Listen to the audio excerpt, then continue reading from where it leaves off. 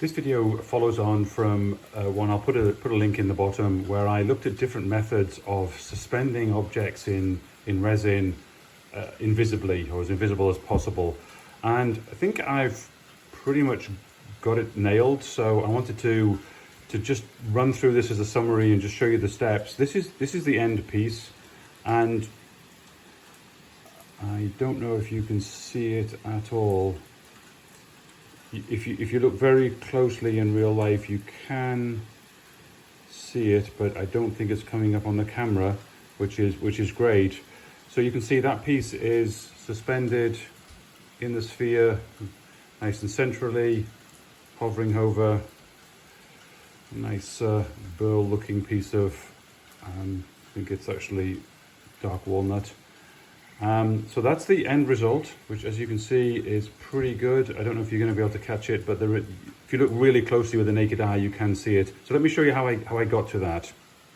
So I start with these little models, and you can see this in comparison to how it looks in the sphere, just because it's in the sphere and you're getting that optical illusion. So I take these. This is one that's supposed to have crashed, which I haven't done yet. And what I do, as I mentioned in my other video, is I take some of the exact same resin that I'm using in the sphere. I use a syringe to inject it into a drinking straw.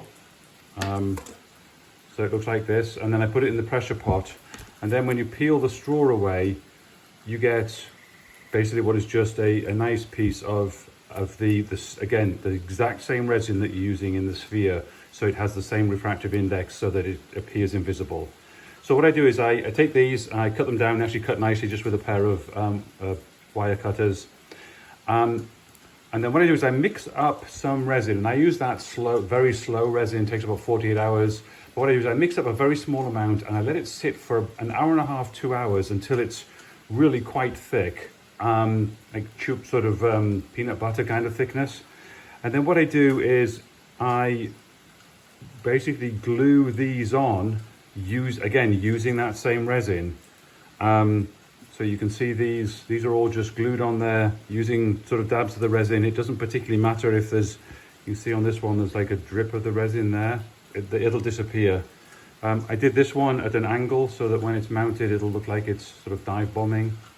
So I do that, and then I leave those to set for about 48 hours. I have some crocodile clip things in a clamp that I use just to hold them in place. So now I've got these pieces.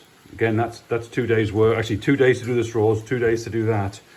And then what I do is, again, using resin, basically just glue them in place. So here's one. This is a carving I did, which is actually one of the gorges on the surface of Mars, because I could. So that's pretty cool. Here's one that's just on a flat space, and I don't know if you can see or not. Basically, it's just a puddle of the resin. That's why it needs to be quite thick. And again, leave that there for 2 days. Just another example there that you can just sort of glue it on there. So now that's all glued on there, I'm then going to I use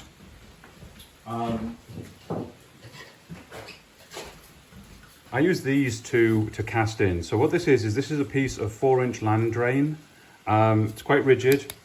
For whatever the plastic is, the resin doesn't stick to it, which is really nice. And what I do is I put this is a 5/4 inch, so it's actually, really is 1 inch thick piece of pine in the bottom. And you can see I tape it up with, this aluminium tape that you use for dryers. You can buy it in Home Depot.